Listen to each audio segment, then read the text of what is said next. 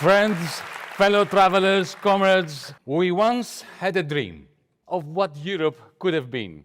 A Europe of shared prosperity, of dignity, of freedom, a Europe of peace with hope. Alas, that dream is now dead. It's gone, it's lost, it's kaput, it's finished. Why?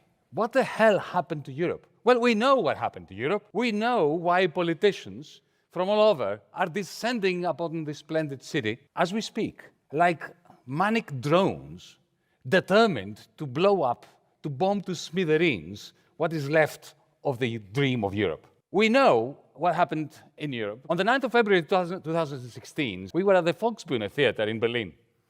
And that was the day, the night, when DiEM25 was born. And in that meeting, we said, in no uncertain terms, Europe will either democratize or it will disintegrate. In the last 9 years, Europe refused to democratize, and therefore today it is disintegrating. It is degenerating into a totalitarian war union. You can see that, you can smell it. This is what happens when you have austerity for the many and money printing as if there is no tomorrow for the very few. Mixed with this austerity, you have mind-numbing surges of inequality. Every time capitalism stagnates and inequality surges, while the official left joins the center in a futile attempt to bail out the bankrupt liberal establishment. Do you know what is around the corner every time that happens? Fascism and war.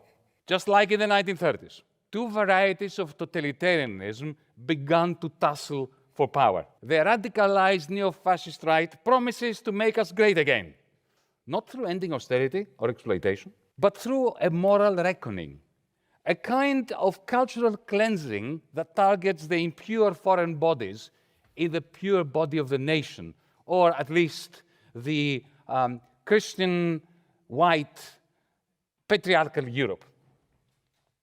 Foreigners, trans people, lesbians, Muslims, and Jews, particularly those who don't support genocide, are proclaimed the enemy within. On the other side, you have the radicalized totalitarian centrists who succeeded in retaining their relevance as the only bulwark against the fascists. How do they do that? With policies that deepen the crisis that fuels fascism, and thus their own claim to be the only bulwark against fascism. This is the definition of a perfect vicious cycle that fuels totalitarianism. Like Tweedledum and Tweedledee, the radicalized totalitarian centrists and the radicalized neo-fascists, they are sucking the air out of democracy, making totalitarianism great again. Every variety of it. Lest we forget, we did not have to wait for fascists to win government before our Greek referendum of July 2015 was banned because they didn't like the outcome. We didn't have to wait for the fascists to win government before they fired Melanie Schwarzer from her job at the German civil service for failing to support genocide. We didn't have to wait for the fascists to win government before they banned me from entering Germany, even via Zoom. We didn't have to wait for the fascists to win government before the Romanian presidential elections were cancelled simply because the radicalized totalitarian centrists didn't like the outcome. The only substantive difference between the 1930s and our times today, do you know what it is? Tweedledum, that is the radicalized totalitarian centrists, and Tweedledee, the radicalized neo-fascist parties, they have traded places when it comes to war. Somehow, confusingly, Tweedledum, the radicalized totalitarian centrists, who are weaponizing military Keynesianism, are crying out for more war, for an endless war. And the Tweedledee part of the equation, the radicalized neo-fascists, they are advocating for peace. Well, a very steely, very ruthless, very chilling form of peace. Yes, in 2015, 2016, we foretold all that at the Volksbühne Theater, but that didn't stop us from failing to stop it. A cruel reminder that being right is not everything. Why did we fail? Why did we miss the popular wave, which 10 years ago was on our side of politics?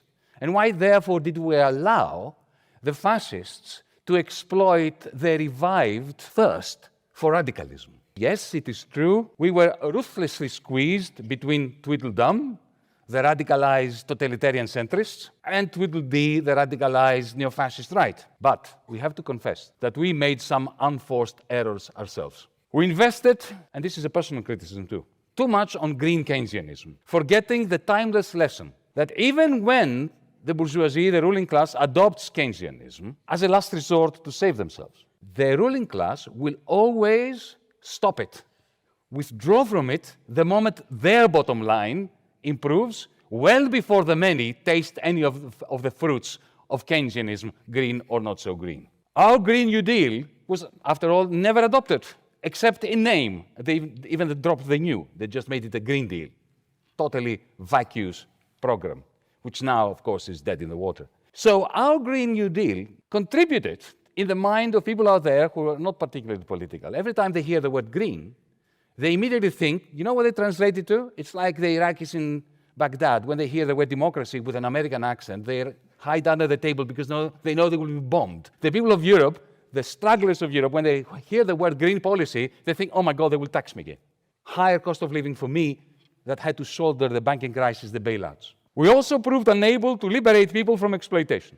What we gave them as the M25 was the freedom to choose their pronouns on our website, which would have been fine if it wasn't so pathetically inadequate in the grander scheme of things. We ended up, instead of organizing auto workers, the precariat, nurses, we organized signifiers, appearing to many people, to the vast majority, as an intellectual vanguard that is really enjoying the self-styled subversive thrills from an imagined revolution with all the comforts and trappings of a bourgeois soirée. And last but not least, we thought we could mobilize and radicalize the existing left, center-left, green parties, only to discover 2 or 3 years later that they didn't care. They were not interested. What must we do now? Let's begin by acknowledging that we are at the end of a 40-year-long cycle of a vicious class war waged against working people. And we are at the beginning of another cycle, this time of military Keynesianism, of weaponized xenophobia, of totalitarianism within, and technofeudalism all around us. So, it's time to be bold, time to be clear on 7 crucial issues that must become 7 crucial campaigns. On security and peace, or peace with security, and how to end the carnage on the killing fields of Ukraine, where lives are being devoured by a ruthless, mechanical precision. Let us reject outright Donald Trump's predatory seizure of Ukraine's natural resources. Let us campaign to get the whole of Europe, not just one country or another, out of NATO immediately.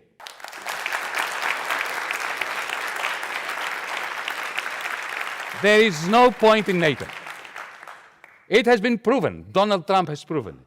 We should have proven it before Donald Trump. But we need to get out of NATO. Brussels needs to throw NATO into the sea. Let us plot a course to a non-aligned but never neutral Europe. A non-aligned but never neutral Europe.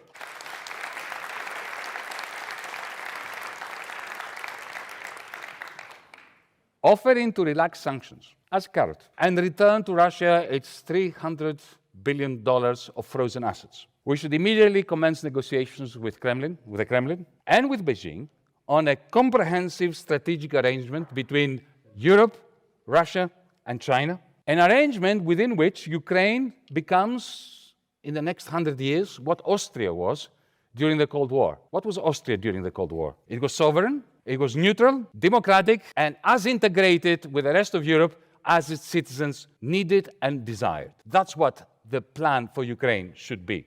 On green prosperity, we must fiercely oppose military Keynesianism. It is unsustainable. The only thing it can produce is poverty, debt, and more crisis, not to mention war. We must fiercely oppose military Keynesianism, and we must replace it with a massive green investment program that combines development with degrowth.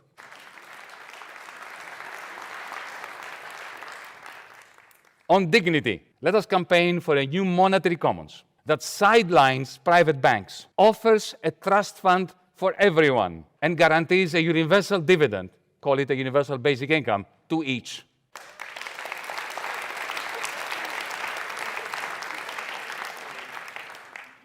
On the big thorny issue of migration, let us turn the accusation of us being soft on foreigners into a virtue. Let us shout it from the rooftops that Europe without mass migration will die, it will perish, it will not be viable.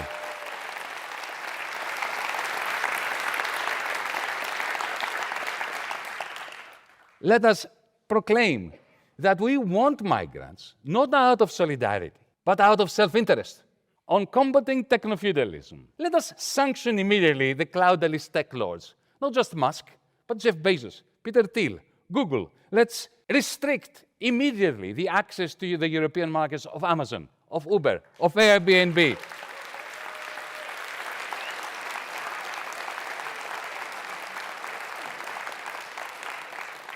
Instead of the Luxembourg, Ireland, Holland means by which they pay no tax, let us tax them to extinction. Let's impose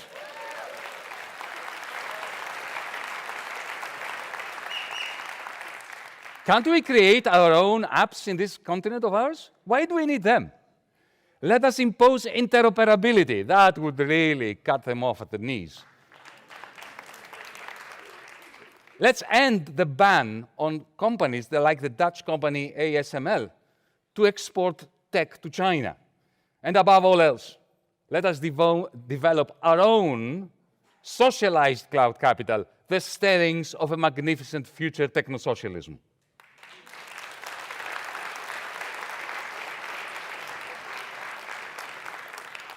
On freedom, shall we dismantle totalitarianism now in each one of our countries? Shall we not benefit enormously from fighting for everyone's freedom to vote and for their vote to be counted? For the freedom of expression of our enemies as well, not just the people we agree with. Unlike J.D. Vance, who rightly spoke out in Munich, if you remember, a few weeks ago, against Europe's descent into censoriousness. He did say that. He was right. Except, of course, that he was a bloody hypocrite, because he would never defend Julian Assange's right to journalism or our right to freedom of speech in favor of Palestine.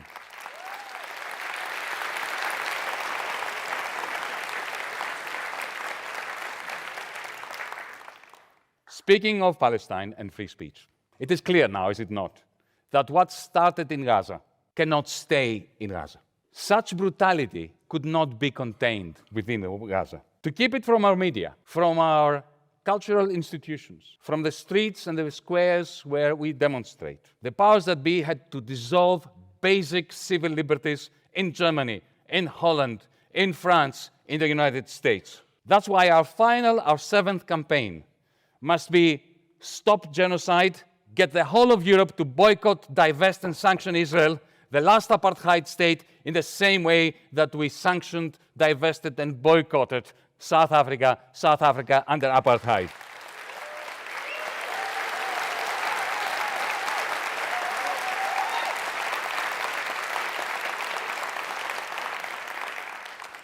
Friends, fellow travelers, comrades, we have much to do. The European dream is dead. Long live the dream that we are dreaming tonight together. Carpe diem. Thank you.